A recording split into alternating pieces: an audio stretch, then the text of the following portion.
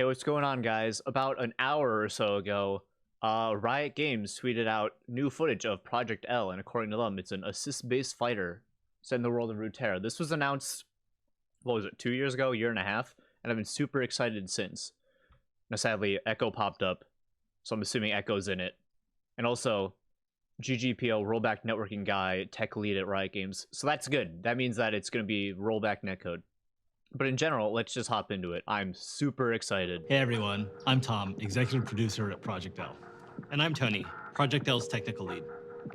Last time we talked, I let you in on the secret that we're building a fighting game here at Riot. Alright, so Jinx We and showed you a brief glimpse of Darius, gameplay and said we'd be going dark for a while, but we'd share more when we're ready. Well, a lot's changed since then. We've made some great progress, and while the game is still too far out to commit to a release date, it's been a bit since you heard from us, so I want to bring up to speed on what we've been working on.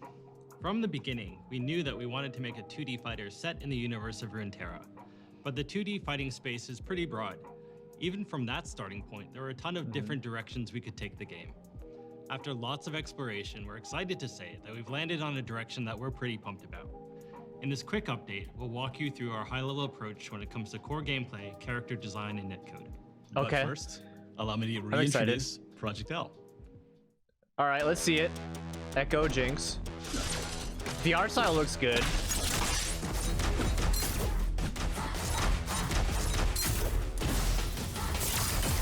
Oh, is she gonna be... Okay, there's the assist. Okay. So similar to Marvel vs. Capcom.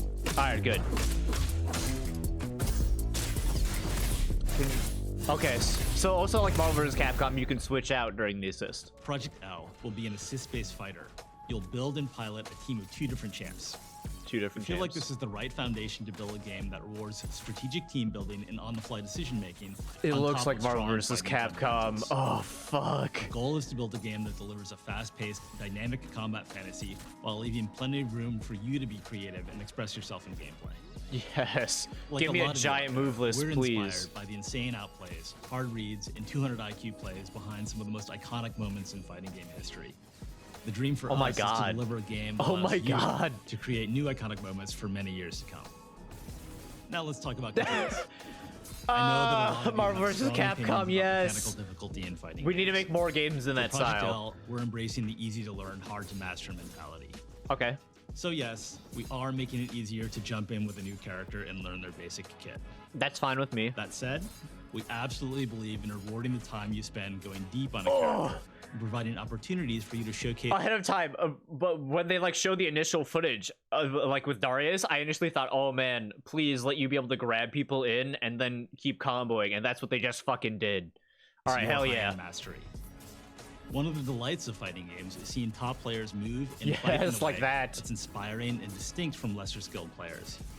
We want to set that aspirational summit and build a steadily increasing difficulty curve to get you there. This isn't about building a game where new players have a chance to be the pros.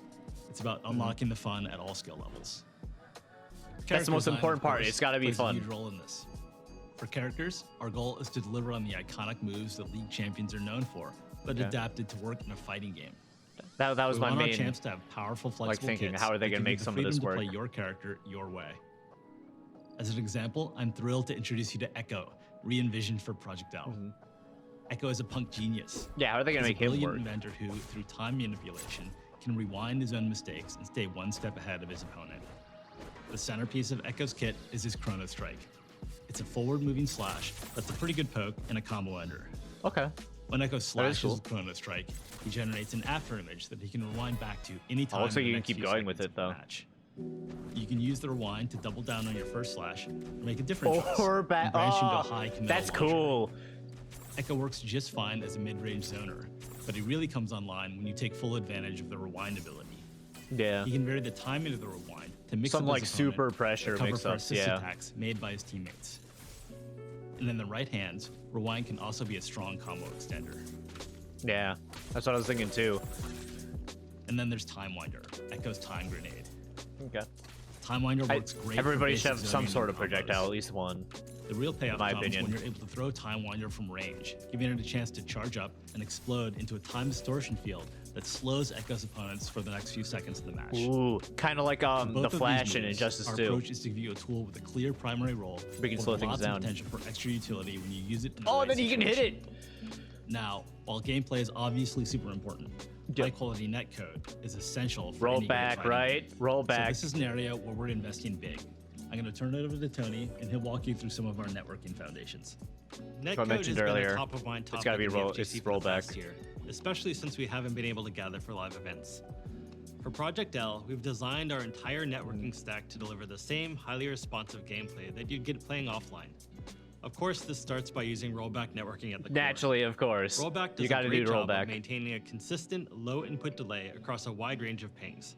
For a little bit of context, Evo was super like canceled. I think it was last year.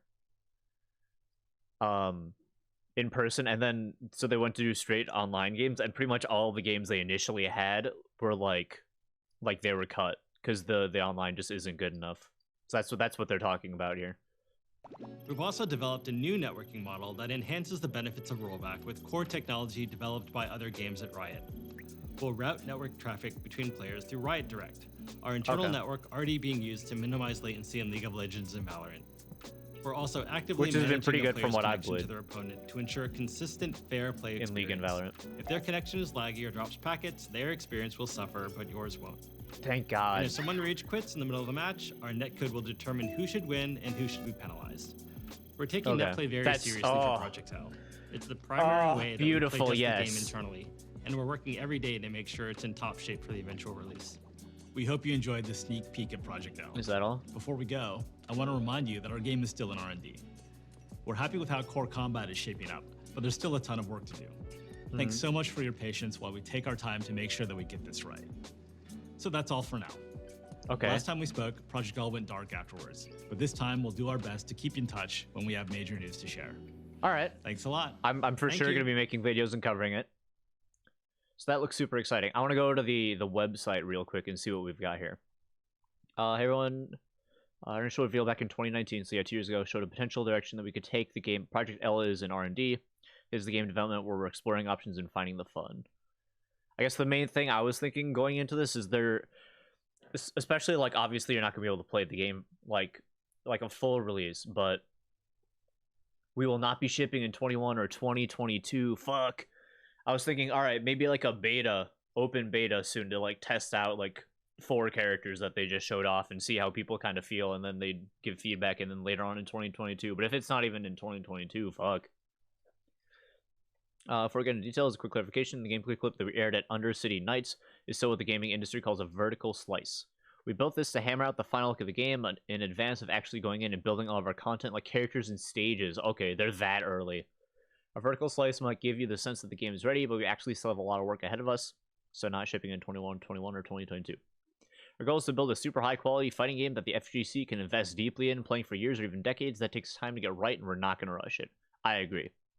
So far, I think they're going in an amazing direction to go. That looks super fun and interesting to play.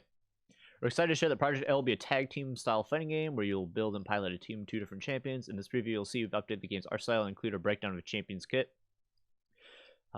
Easy to learn, hard to master mentality, which I think is good.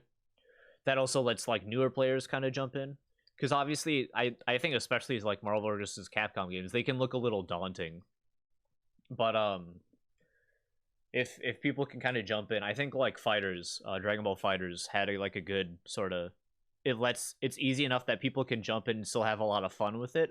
But if you sit there and really kind of delve into it, you can find a lot of depth. We're starting with a rollback.